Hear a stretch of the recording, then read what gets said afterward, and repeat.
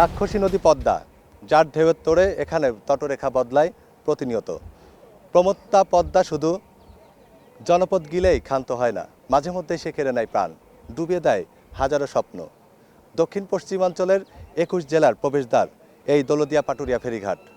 অথচ জনগুরুত্বপূর্ণ এই নৌরুটটি এখন যেন রীতিমতো মরণ ফাঁদ, যেখানে দশকের পর দশকেও লাগেনি আধুনিকতার ছোঁয়া।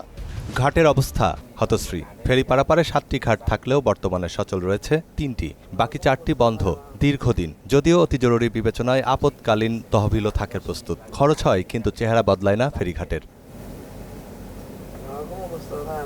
আধুনিক এই যুগে ফেরিঘাটে নিরাপত্তার ছিটে ফোটাও নেই। পল্টনও সেকেলে ধরেছে জং, নেই নিরাপত্তা পিলার কিংবা রেলিং। ওঠানামার পাটাতনও সমান, নেই বিট কিংবা গ্রিপ। এতেই প্রতিনিয়ত ঘটছে দুর্ঘটনা। সংযোগ সড়কও অস্থায়ী এবং ঢালু, সড়কগুলো পুরোই ক্ষতবিক্ষত। চালকদের এমন অভিযোগ বহুদিনের। পল্টন উঁচু খাড়া থাকলে দেখা যাচ্ছে নামতে গেলে ঝামেলা, আবার সমান থাকলে সমস্যা হয় না।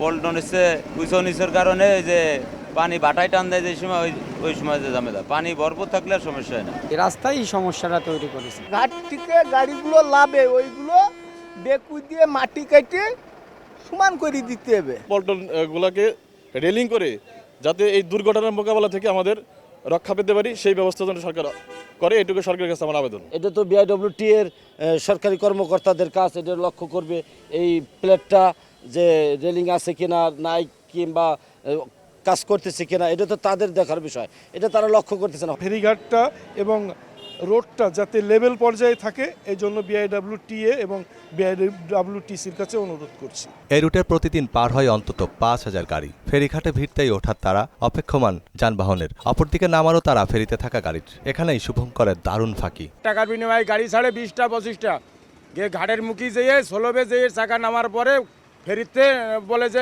আর জায়গা নেই, ব্যাগে দাও। ব্যাগে দিতে যেয়ে হাওয়া ছিল না, ওই গাড়িটা নদীতে যেয়ে পড়েছে। একই সময় লোড আনলোড হওয়াকেই ফেরিঘাটে দুর্ঘটনার মূল কারণ হিসেবে চিহ্নিত করছেন পরিবহন বিশেষজ্ঞ হাদিউজ্জামান। যারা লাইনম্যান থাকে তারা যেটা করে, কোন গাড়ি আগে দিবে সামনে দিবে, সেখান থেকে চাঁদা নিবে, এই কাজে তারা ব্যস্ত। কারণ এই যে ফেরিঘাটে আমরা পুন্টন যেটির কথা বলতেছি, এখানে কিন্তু একজন সুপারভাইজার থাকার কথা, যে গাইড করবে অফলোডিং এবং লোডিংয়ের সময়। এখন অনেকগুলো অভিযোগ সামনে চলে আসছে যে আসলে স্টিয়ারিংয়ে চালক ছিল নাকি চালকের সহকারী ছিল। যে দৃশ্য আমি দেখেছি, যে হঠাৎ করে থেমে থাকা একটা বাস 25 থেকে 30 কিলোমিটার গতিতে একেবারে নদীর মধ্যে গিয়ে পড়ল। বাসডুবির পর বিআইডব্লিউটির দায়িত্ব জ্ঞানহীন বক্তব্য ক্ষোভের আগুনে ঘি ঢেলেছে। দুর্ঘটনার দায় নিতে নারাজ সংস্থাটি, সব দোষ চাপাচ্ছে বাস চালকের উপর। তাদের এমন দায়সারা বক্তব্যে ক্ষুব্ধ পরিবহন শ্রমিকরা। এর আগে ড্রাইভার স্টারিংয়ে বসছে, তো ওই যখন ধাক্কা লাগছে তখন ওই যোগানের উপরে চাকাটা উঠে গেছে, উঠে গাড়ি অটোতে স্টার্ট হয়ে গেছে। স্টার্ট হয়ে বলে ওর আর ড্রাইভার আর কন্ট্রোল করতে পারেনি। তবে ঘটনার পর দেখা গেল দুর্ঘটনা কবলিত ৩ নম্বর ঘাটের সংযোগ সড়ক মেরামতে তাড়াহুড়া। সড়কের এমন দশাই যেন ভাত ঘুমে বিআইডব্লিউটি এর টেকনিক্যাল সহকারী নাসিম হোসেন। প্রশ্ন করা হলে সদুত্তর দিতে পারেননি তিনি। এটা আমাদের এখন লোয়াটার ঘাট, তো ফেরিঘাট তো আমাদের এখানে আমাদের প্রতিদিন কাজ চলে। না আমাদের ঈদের আগে পরে, এবং কি আমাদের যে লেবার আছে এবং কি এরা এই কাজটা সবসময় করে থাকে। হৃদয়ে ব্যথা আছে স্থানীয় সুশীল মহলেরও। এই রুটে দ্বিতীয় পদ্মা সেতু ও পদ্মা ব্যারেজ বাস্তবায়ন চান স্থানীয় বিএনপি নেতা সুলতান নূর ইসলাম। পদ্মা সেতুর চেয়ে বেশি প্রয়োজন কিন্তু পদ্মা ব্যারেজ।